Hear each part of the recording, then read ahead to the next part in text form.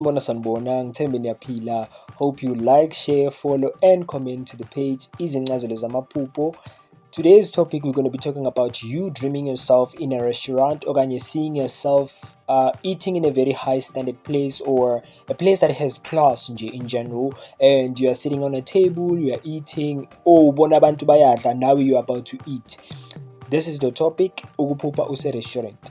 Number one, ukuphupha ke restaurant, that proves your life is about to take a new turn okanye ke you will still enjoy the benefits of life. Ngamanye amagama izinga lempilo yakho liyanyuka okanye ke khumbula, a restaurant is a very classy place, elegance, which holds high standards. Ngamanye amagama uvezelwe ubuwena ukuthi umuntu one-class, umuntu one-standard, umuntu onezinga, umuntu ukuthi izinto zenzayo abanye abantu bakubona ngathi unemali, nanoma unganamali, nanoma ugcokile nje abanye abantu bafila ngathi hey, lo muntu lo unemali. Kanti no, that is why kuvele restaurant as a place ukuthi that place it's a very high standard place, or it's a place of class. So ngamanye amagama nawe uboniswa ukuthi ungase uhold that golden goose ukuthi when people see you they see class, when people see you they see money, when people see you they see this person ukuthi you can attain anything in life. Ngamanye amagama ayikho into engakuhlula wena.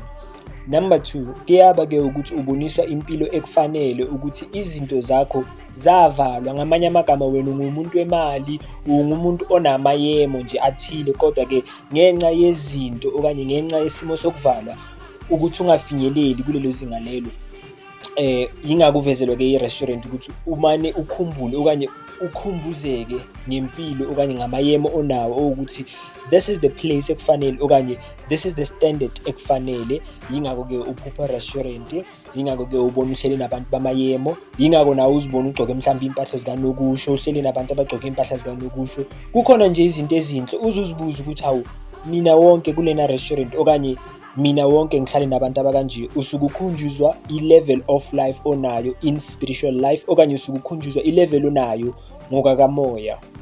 Number 3, kuyaba ke ukuthi uyakhunjuzwa okanye ubonisa isimo sempilo yakho sikamoya ukuthi uhlonishwa kangakanani, isimo sakho sokuvuka nanoma singasihle kodwa ke sikamoya ubonisa ukuthi unako konke ongahle ukudinge. You hold a very high standard. Ngamanye amagama umuntu ukuthi you have class. When people see you they see money, they see power, they see fame, they see lo muntu lo owumataphuna kusale. Shuthi ngamanye amagama uma ufika wena etafuleni nje or anywhere la ufika khona abanye abantu babe shaken, they get shaken, bayathuka, bathuswa i-level of standard that you have. Ngamanye amagama awufanelanga ukuhlala na certain people in a table, ngamanye amagama kufanele bona, kodwa when they see you they still remember again because you are that person that they think you are not, you are that ghost, you are that goat that they think you are not, even though when you're not seeing it maybe in some way. Ngamanye amagama wena uzicikela phansi, uyazizenyeza, uzibona ngathi lezi zinto lezi azikufanelanga, kodwa ke uyavezela ephusheni ukuthi ufanelwe ukuhlala etafuleni nabantu ukuthi baselevelini yakho, okanye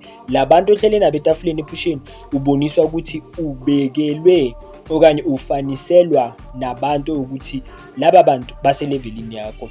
Last but not least ke kuyaba ukuthi indawo yokudla eyaye iveze ubudlelwano nabo nabantu okanye umlingani wakho, kungaba umuntu oseduze naye okanye uboniswa ubudlelwano ozongena ngaphakathi kubona maduzane. Kwabanye ke kuyaba umsebenzi emela wenzile, kuyaba ukhanjana nje abantu abadala bambonisa bona ukuthi akuyenze into ethile kuze kuvuleke into ezithile empilweni yakho, akudlulise nje umsebenzi nyana kuze uthole konke lokho kade ukucela. Yingako kuvela isimo sokudla okanye kuvela indawo yokudla kuze uunderstand ukuthi kudingeka noma kukhaleka into ethile.